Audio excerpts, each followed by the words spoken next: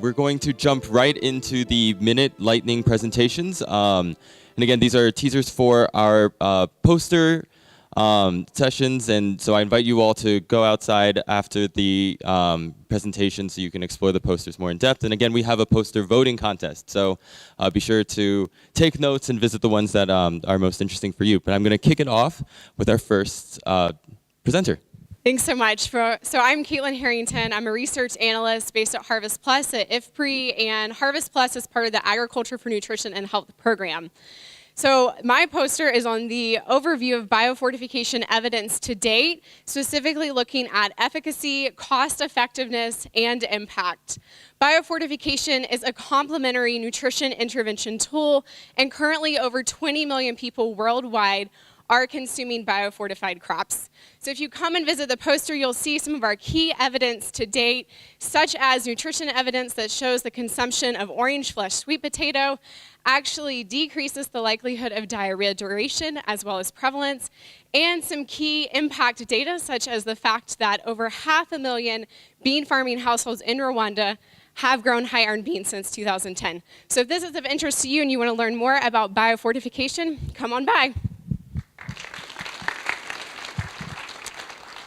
Yeah, hello everyone. I'm Corey Whitney from ECRAF in Kenya and the University of Bonn, CEF in Germany. And I want you to come and see our poster. It's based on some EMANA funding project we're working on to answer this big question: what is the link between policy in agriculture and actual household nutrition? So the way we try to explore this is by inviting key stakeholders to do a workshop together. And we design the impact pathway, so we get all the information from them. We can actually even calibrate these people so that we can not only get this structure of the impact pathway, but also probabilities for the different variables and relationships that are in that model. And then we can, through a Bayesian approach, we can show them not only the variables that are, or the possible outcomes that could be expected, but also identify some of the variables of importance in the model, things that we might look into more. Come to the poster, learn more about this. Thanks. Hi, I am Hafizur Rahman from University of Agriculture, Faisalabad, Pakistan. For the last 2 to 3 days, we have discussed very little on the zinc malnutrition and the biofortification. My poster will discuss on the biofortification perspective with the rice. And in that perspective, I will also discuss the indicators, particularly the quantitative indicators that will indicate how they will linked with the agriculture, nutrition, and health. And in this perspective, we have found very encouraging results in case of biofortification, high yield and high rice, high yield, high grain in the staple diets. They are very win-to-win approach for the biofortification perspective. Let's join at the poster number 17, if you have interest. Thank you. Hi, I'm Casey Harding, and the poster that I'm presenting on is a collaboration between Tufts University and UNICEF. We analyzed national survey data from 6 countries across South Asia to look at factors associated with wasting. We found that many of the factors associated with wasting are also traditional determinants of stunting. If you're interested in learning more about the implications of this and specifically the factors associated, please stop by my poster in the room upstairs. Thanks so much. Okay, this is Mabit from Japaigo, Ethiopia. I think our research should generate evidence which convince decision makers. So in Ethiopia Agricultural College, the curriculum lacks nutrition agricultural competencies.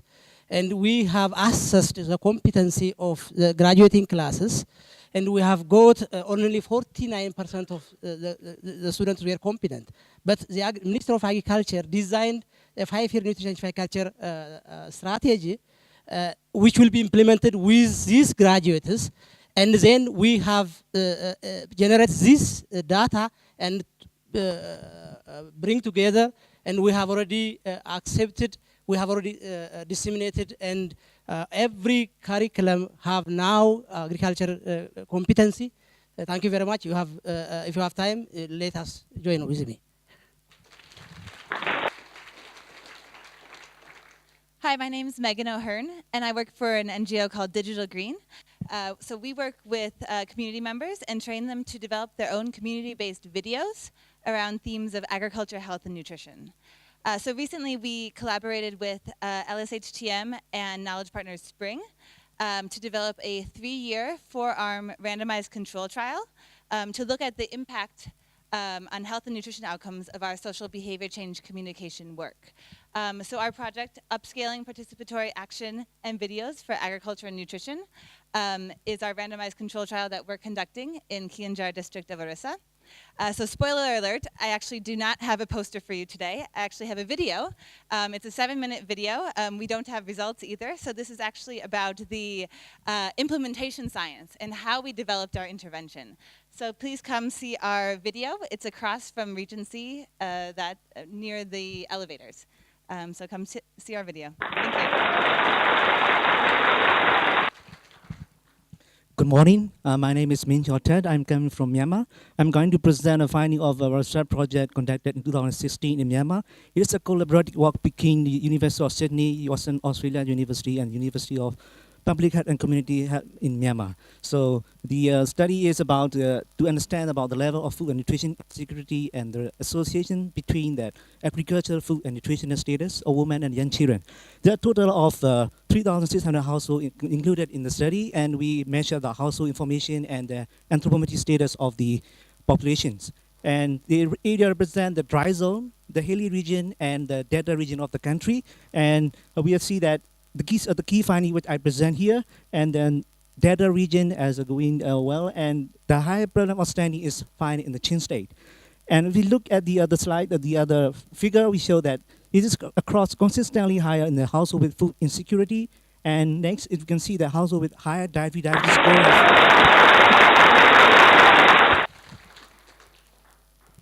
Hello, I'm Meeti Patel from Helen Keller International. Today the poster I'm presenting shows results from a qualitative study conducted in the far west region of Nepal in 2016. We wanted to examine sustainable elements of homestead food production 4 years post-intervention and focus on income generation. Our results showed that a majority of our beneficiaries were generating income from their HFP, though no marketing or training had been provided. But our main finding was that the commercialization of HFP is a function of 4 factors: the material limits of gardens, human capacity of the farmers themselves, market access and mobility, and marketing skills and marketing information. This is helpful as formative research can use this framework behind me to inform decisions around HFP programs and scaling up. So if you want to learn more, please find us. We're poster 39, I believe. Thank you. My presentation is more about the best food for newborns and infant under 6 months of age, that is breast milk. So breastfeeding is very common practice in Nepal, but initial breastfeeding practices are still not satisfactory. And study shows that counseling during ANC period increases the likelihood of improved initial breastfeeding practices. So our study looked at the prevalence of counseling during ANC visits in the Kathmandu Valley hospitals, which we found to be very low at 11.6%. We also did a bivariate analysis to see the association between the counseling and then initial breastfeeding practices. Do come and visit poster number 41 to know more about the study. Thank you.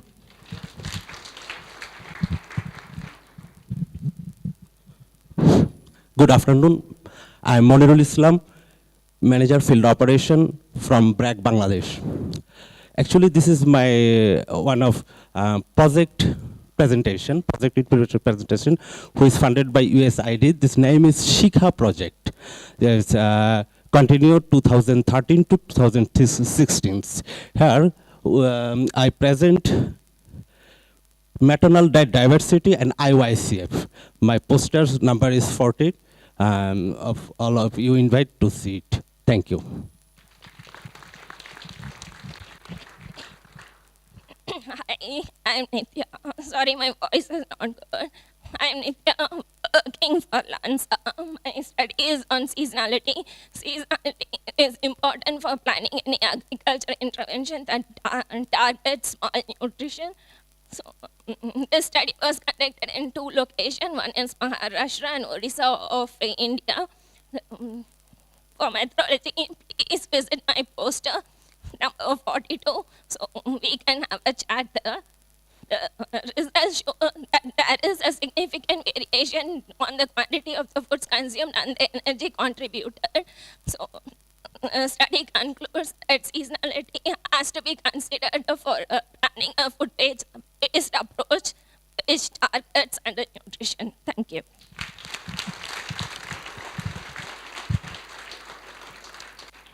Hello everyone, my name is Robin Shrestha and I'm here with the Nutrition Innovation Lab to present some preliminary findings from an ongoing multi-year panel survey from 21 districts in Nepal under the Poshan Policy Research Activity.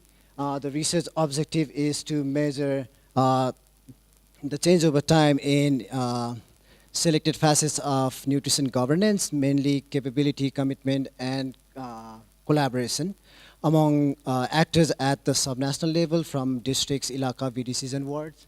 And if you find this spider chart to be interesting or attractive or just confusing, please do visit our poster. We eagerly look forward to trapping you in this spider charts. Thank you.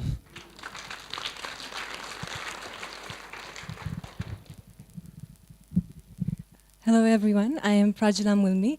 I think it's fair to assume that most of us here would be interested in evidence-based that contribute to reducing child stunting, right? So you may know that being born in certain season is predictive of child height and child weight. And you may also know that certain trimesters in pregnancy and infancy is more vulnerable to poor health and nutrition outcomes than others. So in this light, it would be conceivable, or would it be conceivable to think of interventions that aim at reducing child stunting if we are able to identify specific timing during pregnancy and infancy when seasonal variations could have poor consequences for child height later in life. So if you are interested in knowing more, I'd be happy to chat more during the poster viewing sessions. Hope to see many of you there. Thank you.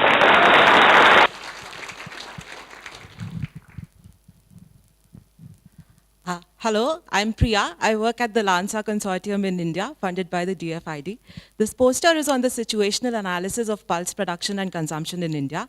India is the largest producer of pulses in the world, yet most of the states consume less than the 40 grams of the stipulated recommended dietary intake, that is the RDI. Only a few states that provide pulses in the public distribution system consume higher quantities of pulses. To find out which these states are and more about the study, please come and visit the poster. It's number 46 in the lobby downstairs. Thank you.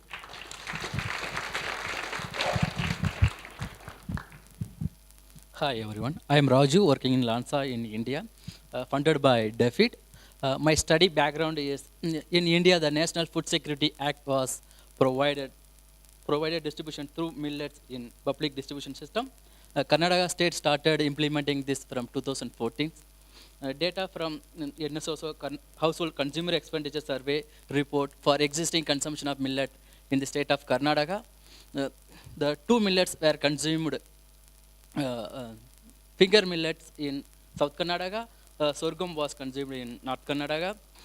The higher percentage of the rural population consumed millets in the lower decile of MPC classes. The millets distribution through public has potential for reaching low-income household and impact on their food and nutrition security. Thank you. My poster number is 48. Come on.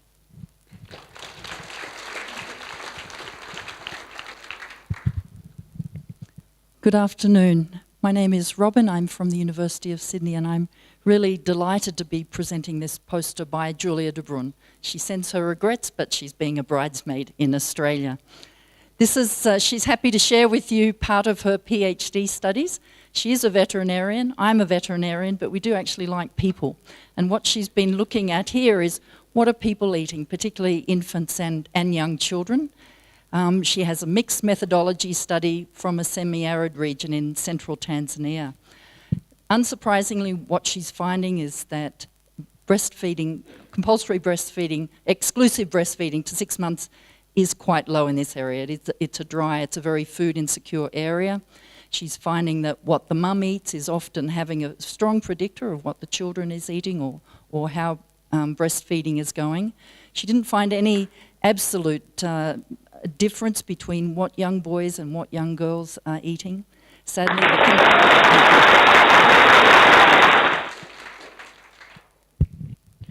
Hello everyone, I am Rohit from MS Swaminathan Research Foundation, India. This work is funded by DFID under the LANSA research program. So most of us are aware of the Asian enigma, that is considerable economic growth with high level of undernutrition. So a household level study on the cross-section data of early 2000 were skeptical about the impact of agriculture on nutrition. So we pulled in district level data for child and women health outcomes, health, environment, land use, irrigation, and agriculture production. And the analysis, we used quantile analysis, and the agricultural, the analysis groups districts using the prevalence of underweight. And we find that agriculture productivity is a good predictor of child undernutrition.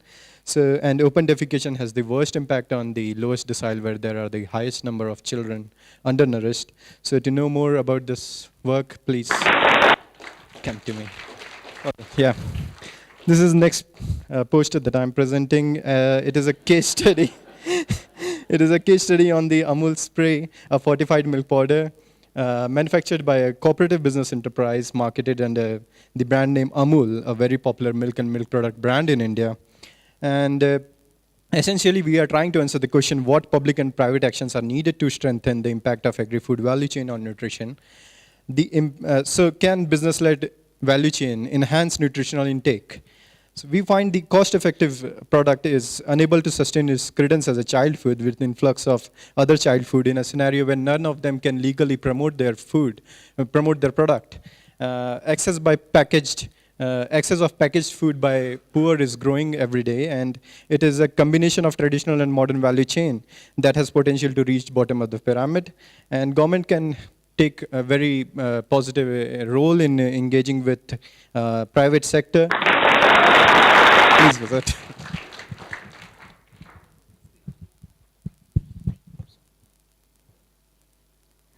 Good afternoon, everyone. I'm Sabi from Tufts University Nutrition Innovation Lab. So today I'll be presenting on anemia based on a survey that was conducted by us in USAID's Feed the Future Zone of Influence, which is also southwestern region of Bangladesh. And for this particular presentation, our outcome of interest is anemia in women of reproductive age between the age of 15 to 49 years.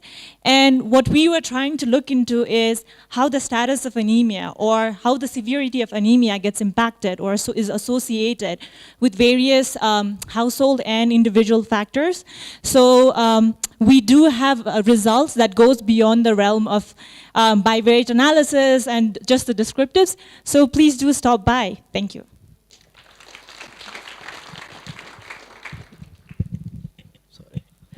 Hello everyone, it's me Santosh from University of Aberdeen, and on this poster I'm going to present my PhD findings, which is basically focus on designing the interdisciplinary intervention approach, linking nutrition sensitive intervention from agriculture, nutrition, household environment including air quality.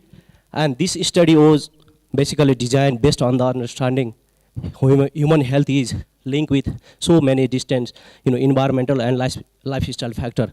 That's why the solution needs to be cross-disciplinary. And also, this intervention was inspired by the famous, cartoon character Tom and Jerry. Here, Tom represents the silo mentality of ongoing discipline-specific work, and the clever Jerry represents the unsettled health issues. So, if you're interested to know about how we design the intervention, please visit us. Hi, I'm Sam Scott from IFPRI. So yesterday morning, Dr. Keith West made a point that we need to measure functional outcomes, not just biomarkers, and I think that's very important if we want to connect with policymakers. We had the opportunity to measure cognition in 2 efficacy trials that were led by Jerry Haas from Cornell. And the interesting part about how we measured cognition was we started with the animal literature, and we looked at which regions of the brain and which brain functions are affected by iron deficiency. And then we selected our cognitive tests based on the ability to, in a sensitive way, target those different functions. So I'm happy to tell you more about how we measured cognitive outcomes if you come to my poster. Thank you. Good afternoon, everybody. My presentation is on clinical nutrition care in HIV and integral in ensuring better health. We did this study in far western region of Nepal in a community care center where PLHIV are admitted, and we try to focus on the thing that nutrition is important in HIV infected individuals as they are immunocompromised, and the malnutrition condition also degrades the immunity condition. So the study showed that proper nutrition can enhance the immune status, and to know more about the thing, visit our poster. Thank you. I am part of the Nutrition Innovation Lab, and I just want to present a poster today on some of the work that we've been doing in Uganda. And so we're not just working in Nepal, we're working in several different African countries. And this data that's used for this poster is coming from a longitudinal panel study that we've been conducting since 2012. And we're looking at dietary diversity in women in southwest and northern Uganda relative to their BMI. And the reason we're looking at this is because we find that the prevalence of overweight in these populations is higher than the prevalence of underweight. We can talk a lot more if you'll visit my poster. So I hope to see you guys there. I don't know the number, but I'm pretty sure you will find me. Hi, everyone. I'm Stella Nordhagen from Helen Keller International. Many interventions in this space promote improved agricultural practices and then test later on to see if those had any impact on nutrition outcomes, without paying too much attention to what happens in between. But adopting such practices is hard. It takes time, resources, knowledge, and effort. And in reality, many of those who are targeted won't end up adopting them, or they'll do so and then stop soon afterwards, limiting any potential impact on nutrition. So my poster tries to unpack this black box between promotion and adoption using a case study from Burkina Faso. We use baseline characteristics to predict 3 outcomes at endline: adopting a garden, keeping that garden going for a second year, and adopting a set of improved agricultural practices.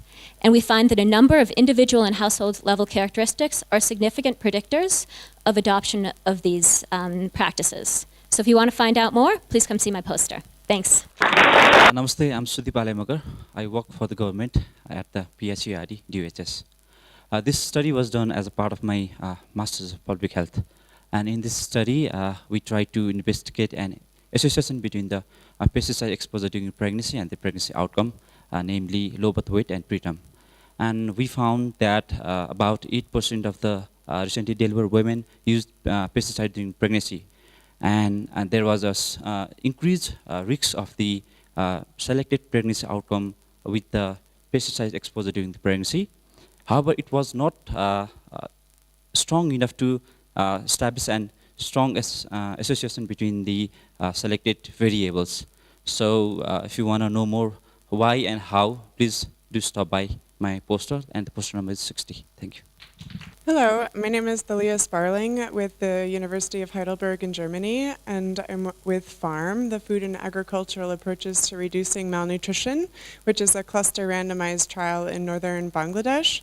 And I used our baseline data to look at several indicators of food access and diets with depression in women of reproductive age, disaggregated by peripartum and non-peripartum women.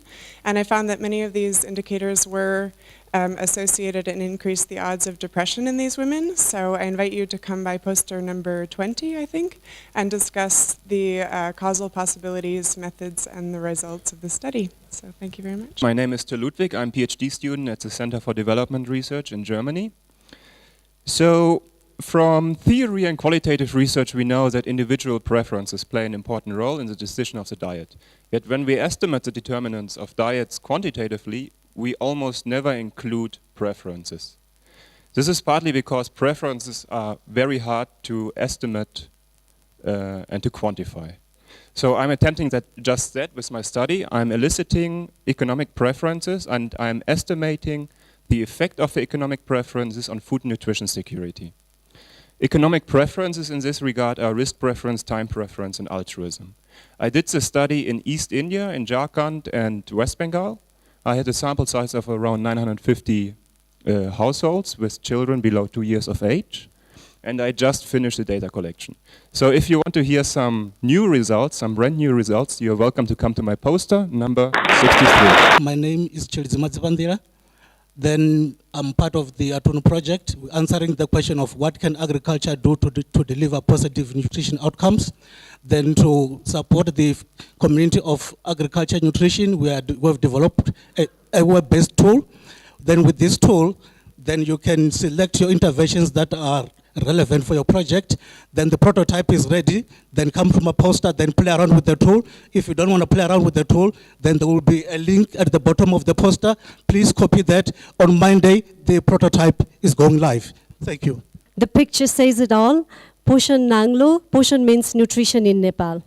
So, infant and child feeding practices continue to be a big challenge in our country, hence the need for innovation to do things differently. And as part of the earthquake recovery activities, we introduced this during the Nutrition Week campaign, which was the extension of the well-established vitamin A campaign.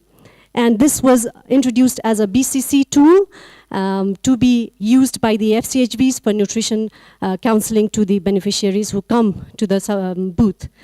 And the FCHBs themselves, they brought the food for the Nanglo, and we did a process evaluation afterwards, and we just wanted to ask how did the FCHBs actually conducted this, and how they found it. Do they find it more effective than other traditional methods such as use of flip charts for counseling? And the result was overwhelming, because more than 90% of the FCHBs in Kathmandu Valley had actually conducted the display. And another overwhelming finding is that more than 90% of the FCHBs actually found that it was more effective than the flip charts. Please visit our stall right outside the door. So as we found out in the 1-minute posters, there's one rule and there is no rules. So before I release you all for lunch, I just want to remind everyone that we have some built-in time to view posters, both right outside this hallway and down in the atrium.